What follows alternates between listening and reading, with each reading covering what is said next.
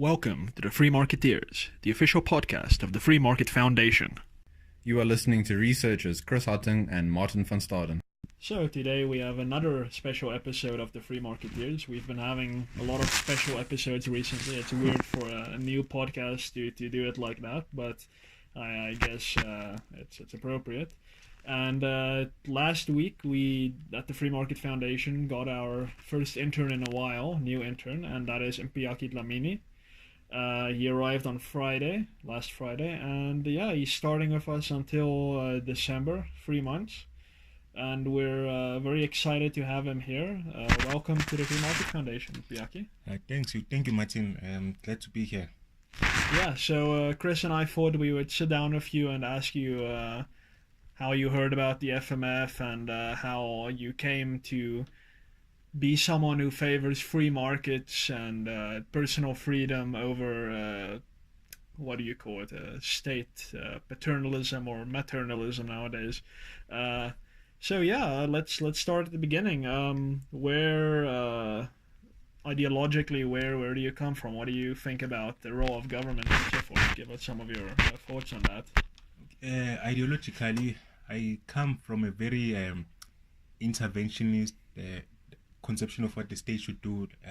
I always believed that since it was the biggest guy around, it could fix all the problems, So you sort of assume that because it has more power than anyone else, so it can fix all the things. So that's where I come from, and basically in my family as well. My father, who was a great man, but he was a communist, so he he was my first intellectual influence in my life. So I fell into that naturally, and then just as time developed, and then I didn't really get exposed to alternative ideas or alternative conceptions of the states. I didn't even understand what the DA's ideological foundation was, liberalism. I just knew that the DA was opposed to stuff like BE, and I didn't really understand what that was all about. Sure. Yeah. And so I only found out about liberty through getting access to the internet and finding out what the Americans were doing, especially the 2008 and 2012 American presidential campaigns when Ron Paul was running. So you're a Ron Paul libertarian. Okay. I was. I have diverged somewhat. Yes, yeah. And if anything pushes you towards libertarianism, it's watching the US elections. Of course, yeah. Exactly. Those two parties will force anyone in that road. Yeah, you would imagine that South African elections would push you towards it, but it doesn't seem to. I mean, our government trips over itself repeatedly, but people still keep wanting big government. No one talks about it. That's the thing, because in the USA, even the Republicans and Democrats don't talk about it. Ron Paul was the first one to say this is the problem, and this is what must be done about it. Exactly. So in South Africa, no one does that in our political scene. No, that's very true. So the Free Market Foundation, where did you first hear about us and the work we do? So after I became a libertarian through YouTube videos, basically, and watching Ron Paul's his speeches and debates. So there was a few years where I thought I might be the only South African libertarian. Oh yes, we've all had that feeling. Yeah. So there was a few until I think I found it was through Herman Mashab. I think after just him being in the media and talking about the small business and all of these ideas, and then I think when he published his book, he got a lot of media attention because of that. The Capitalist Crusader. Yes. And so that's when I got exposed to the Free Market Foundation. Then I just started finding out all these guys are basically libertarian. So that's when I became interested, and I said, okay, then I started following the foundation on social media, just trying to find out more stuff, maybe trying to see if I could get connected to other libertarians. And then at some point I just gave up, and then I gave up on social media and just went to Quora and started writing on Quora and getting exposed to other libertarians from the US as well. So, and then funny enough, in 2016, for some reason I decided to reactivate my Facebook account, and then in a few weeks, then I think that's when I met you, Martin. Oh. Within a few weeks. Oh, so very quickly after you came back on social media. Which was fun, which was funny because I had been there for years and then I'd never met another libertarian. And then all of a sudden, within a few weeks after I'd come back, then I meet Martin, and then the South African Libertarian Facebook page. And then there's Yeah, so for those of you who don't know, so a few years ago I just saw Mpiyakhe on Facebook, and whenever I see a new libertarian anywhere or a classical liberal, like if we want to not to go all the way into the ideology of it, I feel immediately I need to get this guy involved. And Martin takes ownership very quickly on that. yeah, sort of thing. I'm very much a movement man. So whenever I see someone who agrees with our broad ideas, I'm like, geez, you need to come into the fold, and let's build something in South Africa to eventually have freedom and prosperity on the heels of a movement. So yeah, when I saw you on social media a few years ago, I got you involved in the South African Libertarian page, and then you started writing for the Rational Standard. Yes. And yeah, now we're here. And for those of you who don't know, Herman Mashaba, who's the current mayor of Johannesburg, used to be the chairman of the Free Market Foundation for a very, very brief period. So yes, we're also selling his book here at our reception if any of you are interested. So yeah, what do you make of the whole expropriation story? I mean, this has been coming a while now, but very recently it's taken a very radical new step. So what do you think about this whole story? The one thing, if you know nothing else about libertarianism and the ideas we believe in, the one thing that you should know is that property rights are absolutely at the center of they're the core of what we do. They underline all our ideology. I would say that they're the most important thing that we fight for, that we care about. So for me it was I was a libertarian already, so for me it was immediately clear that I'm opposed to this. I didn't even consider the economic arguments that came later. It was just, this is interfering with property rights, it's weakening property rights, so I'm against this because it's decreasing individual liberty. So that was my take on it.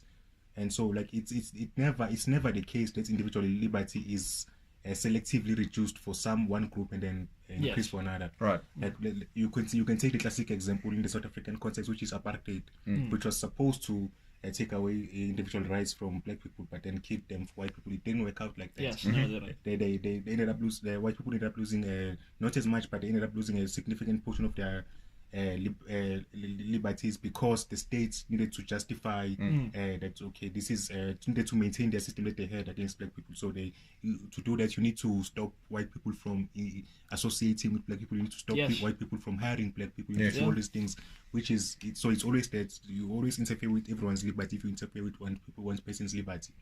Even when it comes to property, I read somewhere, I think it was a few weeks back, that during apartheid there are white people who are making restitution claims because the government took away their property because those were now black areas. So like it's never just taking away liberty for one group or your favorite group or whatever. It's always reducing everyone's liberty. So it was just clear for me. It wasn't even a no-brainer even because a lot of the apartheid laws were written from the perspective of prohibiting whites from engaging with blacks. So it was very rarely saying a black person may not do this. It was rather a white person may not sell to a black person. So it's very clearly an infringement of liberty on all sides. And of course whites had more economic prosperity simply because the government devoted all the money it had to a very small population and so on. But there was no real liberty for anyone. Parliamentary sovereignty, the government had the Publications Act, banned books and so forth. So it wasn't just a racialized authoritarian regime. Exactly. So that we obviously all agree on your view of expropriation. The most terrible part is it's gonna infringe individual liberty, but then there are the economic arguments that government simply doesn't know how to allocate resources, and we can all see that at the end of this whole road is going to be government custodianship of all land, of all property, and that's just going to be a complete disaster, as we've seen in Venezuela and in Zimbabwe, of course. You recently wrote an article about Venezuela, which I think was very heavily based on a case study that research, that Chris has done. I know most people don't know this, but Chris actually did all of the research. So I just took the research that he had done and wrote about it. So that's how the article came about. And it was interesting, just because for me it was it's always clear that it's always hard to balance it. Like, do you come at this from the ideological point of view? That's okay. This is bad because people are losing their freedom, or do you come at it from the, because in Venezuela it's like it's almost like both like both things are happening simultaneously. Like they are equally bad in a way, because the people can't speak, the regime is doing bad things against them. They can't speak out against that, and so just being able to try and express that in the most human way possible, which is what I try to do, like take those stats and express them in a simple and a human way as possible, so that people can understand, can have a emotional connection to the story. Yeah. So I'm not sure if I succeeded, but like you. No, I think you definitely succeeded. Yeah, I think the fact, it was published widely, so I think that attests to the fact that you succeeded in connecting those two. It's a difficult, I think, balance for us to strike when we've got the economic arguments, we've got the data, but making that relatable for people. Exactly. You know, we have all these philosophical abstract debates about property rights, economic freedom, free speech, but when people can't see how it connects to their lives, you know, we sort of have to not do the work for them, but almost, you know, connect the dots vaguely and then help them, you know, see if they also follow along those lines. Yeah, no. Exactly.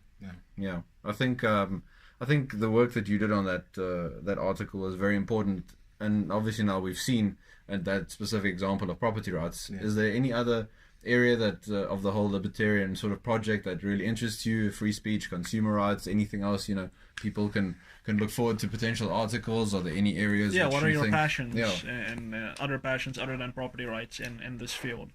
Okay, I like liberty for its own sake, but I do say, like, what's the reason why I don't think I'm a political animal, or I don't think I have that much interest in economics or politics, or any of those things. I think what I tell myself is that I'm doing all of this because there's a problem that needs to be solved now. So my interest is just like my main driver. After I started seeing what Ron Paul was saying, like, and then getting deeper into this stuff.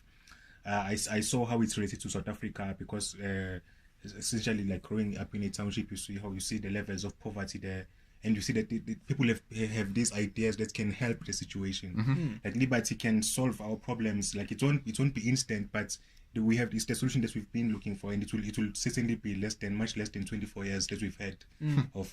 So, like, it's just, for me, it's like that's the main driving thing. If we could solve poverty, which means solving education and all those other bad things that happen, like crime and all of the related, but for me, it's just the poverty. That's the driving thing. That's the motivating factor for me to do all of this stuff. And then if we can get that done, then I would be happy. So, but it comes liberty for its own sake. I want it for myself. Like, I want to be able to say whatever I want, to do whatever I feel that is necessary within the limits, of course. That I must interfere with anyone else's right to do the same. Yes. So I just want to be free, and I want my children to be free. I want my friends to be free. So like that's all I want, and this is the best route to get there. So exactly. Along with Ron Paul, who you mentioned, are there any other current speakers, or maybe older writers or philosophers, anyone who you refer to a lot or you read a lot? I love Thomas Jefferson. I've been trying. I've read Jefferson Bible. Maybe it's not strictly related to liberty, but I think there is sort of an abstract connection there. So I like Jefferson, his thoughts, his ideas. We were just talking about Henry Hazlitt just now. So his one, I think, after Ron Paul, this was the first book I read. It was Henry Hazlitt's Economics in One Lesson. That's a really good one. Yeah, and then other than that, just trying to get exposed. Hayek, of course. Like I've read a few of his stuff. I've read a few of Bastiat's stuff. So like I'm not like most of the time when it comes to the books I do read, it's mostly technical books because I'm into programming and all that. But like I do essays and articles. That's how I get exposed to these ideas from other people. So yeah. Okay. Yeah, no, all those authors, Bastiat, Hayek, Jefferson, Hazlitt, those are all must-reads if you want to get a grasp of how economics works and how to really get to a free and a prosperous society. They all have those ideas, and it's when you look at Bastiat's work especially, it's very easy to read for a Frenchman who wrote in the 1700s, I think, the 1800s. Yeah, it's great stuff. So, yeah, I would recommend that. Sorry to interject there, Martin. Just a personal crusade and a personal note of mine. Mpiyakhe, have you read anything by Ayn Rand? No. Okay. We'll work on that, don't worry. Yeah. Because like I've gotten mixed reviews from other libertarians boy. about Ayn Rand. Oh, so gosh. I She am, is very contentious. Yes. That is true. We'll have lots of time, don't worry. Yeah. Okay, so Chris, any other thoughts or? No, I think that was a good overview of things, and obviously in the coming weeks when we have our podcasts and as we live in South Africa, upcoming issues sort of present themselves every day. I'm sure we'll have a lot to talk about, and I look forward to unpacking this stuff with you and Mpiyakhe, and we'll see what we can get, all get from it. We always want to sharpen our own arguments, and the best way to do that is to get other people's input, I think. Yeah, no, I completely agree. So yeah, if you've enjoyed this episode of the Free Marketeers, please follow us on Facebook. That is Free Market Foundation South Africa, or the URL FMFSA, and on Twitter at FMF South Africa, and of course subscribe to us on this YouTube channel, and click the bell icon to get our videos first. And yeah, keep an eye on our website, freemarketfoundation.com, for all of our latest articles and videos and media releases. And yeah, thank you for listening. Have a good one.